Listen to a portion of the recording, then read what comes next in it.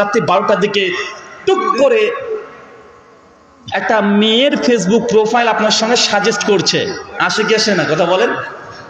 এসেছে। আপনি তখন ভাবছেন যে মেয়েটার সাজেস্ট করেছে, এখন ফ্রেন্ড রিকোয়েস্ট পাঠাবো কি পাঠাবো না, টেনশনে পড়ে গেছেন। আপনি তখন একটু তার প্রোফাইলকে ঘেটে দেখছেন, দেখি কেমন কি পোস্ট করে। গিয়ে দেখছেন না কোরআন আয়াত হাদিস বিভিন্ন সাহিত্যের আলোচনা বক্তৃতা এগুলো শেয়ার করে। তখন ভাবছেন এটা আমাদেরই, এটা আমাদের মতোই বিশ্বাস। আপনি উনি টুক করে একটা অ্যাড রিকোয়েস্ট পাঠিয়ে দিয়েছেন, আর অপেক্ষায় আছেন কখন যে অ্যাকসেপ্ট করে। সেই দিন আর করেনি, জি লাগবে না, সেই দিন আর অ্যাকসেপ্ট করেনি। ফজরের সময়তে উঠে আগে মোবাইলটাকে নিয়ে দেখছেন, দেখি তো অ্যাকসেপ্ট করলো কি না, এখনো করেনি।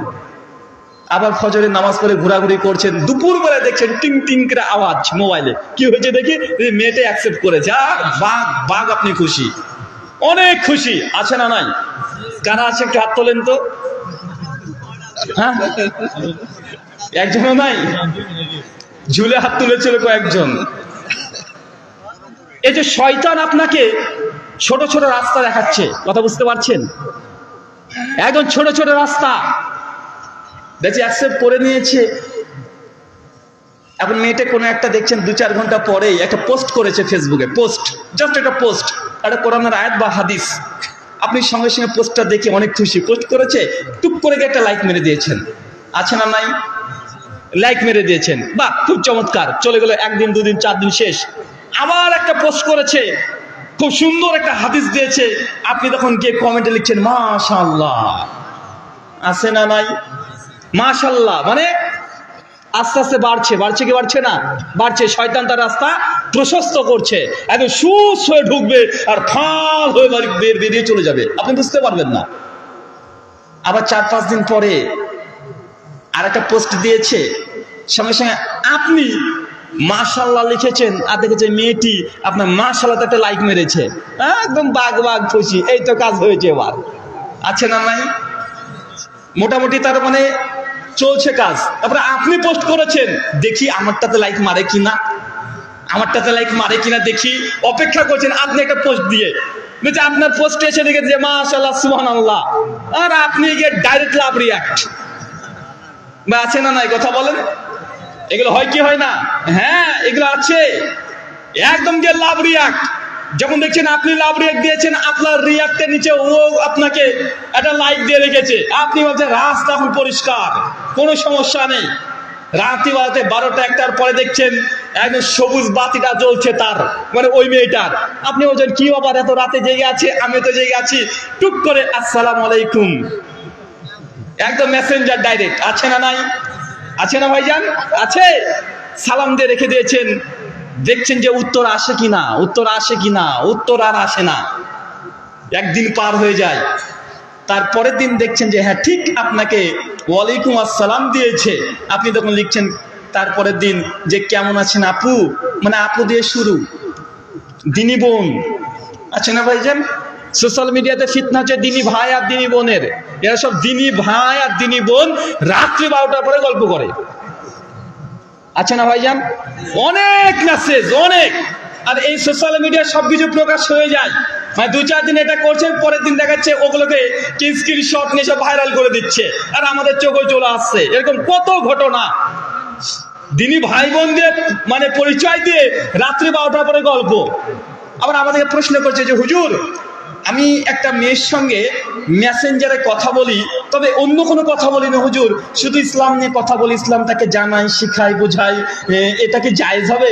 বেচারা জায়গা পায় নাই, ও আর ইসলাম প্রচারের জায়গা পায় নাই, ও মেসেঞ্জারে, ওর বাড়ি ময়মনসিংহ, আর ও কোথায় ভারতে দেখাচ্ছে পশ্চিম বাংলাতে কোন একটা মেয়ে আছে, ওকে ইসলামের দাওয়াত দিচ্ছে, ওর গ্রামের মানুষ নাই।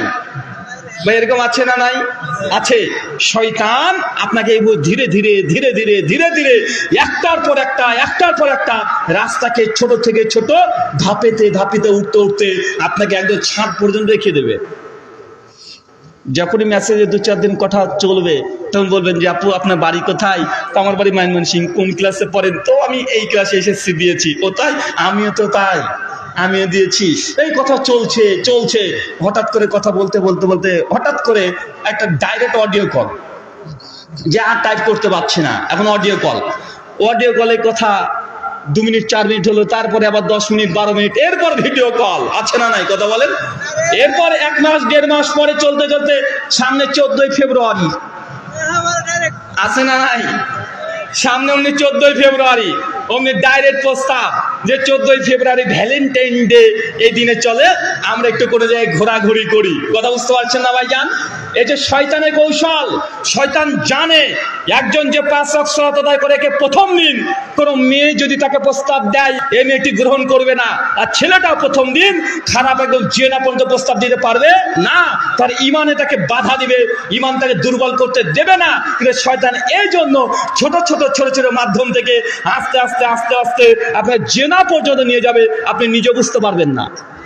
শয়তানের কৌশল খুব সূক্ষ্ম, খুব সূক্ষ্ম। নবী ইউসুফ আলাইহিস সালাম প্রসঙ্গে আল্লাহ কোরআনে বলেছে, সূরা ইউসুফ 26 নম্বর আয়াত খুলবেন, যে আল্লাহ বলছে যখন জুলেখা যখন ইউসুফকে, যে নিজের মা মানে পালিত মা দীর্ঘদিন ধরে তাকে প্রতিপালন করেছে, তারপরেও জুলেখা মানে তার মা, তার পালিত মা তার প্রতি আকৃষ্ট হয়ে গেছে।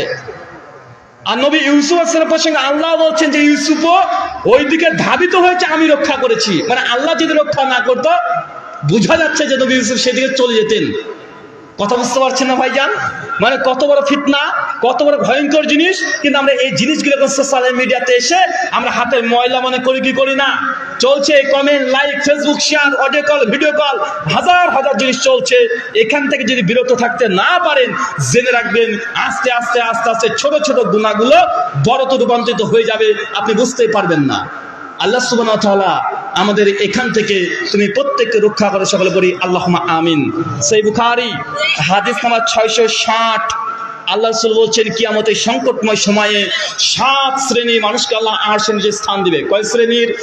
7 শ্রেণীর, 7 শ্রেণীর মানুষকে স্থান দিবে। প্রথম হচ্ছে ইমামুল আদিলুন, ন্যায়পরায়ণ রাষ্ট্রনায়ক। 4 নম্বর ব্যক্তির কথা গিয়ে আল্লাহ নবী বলছেন, ওই যুবক, এ কোনো সুন্দরী নারী তাকে প্রস্তাব দিয়েছে, চলো তোমার সঙ্গে আমি একটু প্রেম প্রীতি করি, তোমার সঙ্গে একটু ফিজিক্যাল রিলেশনে যাই, শারীরিক সম্পর্ক করি। কিন্তু ওই যুবক যদি বলতে পারে ইন্নী আখাফুল্লাহ, নিশ্চয়ই আমি আমার রব আল্লাহকে ভয় করি, তাহলে এই যুবক আল্লাহর আরশের নিচে স্থান পাবে।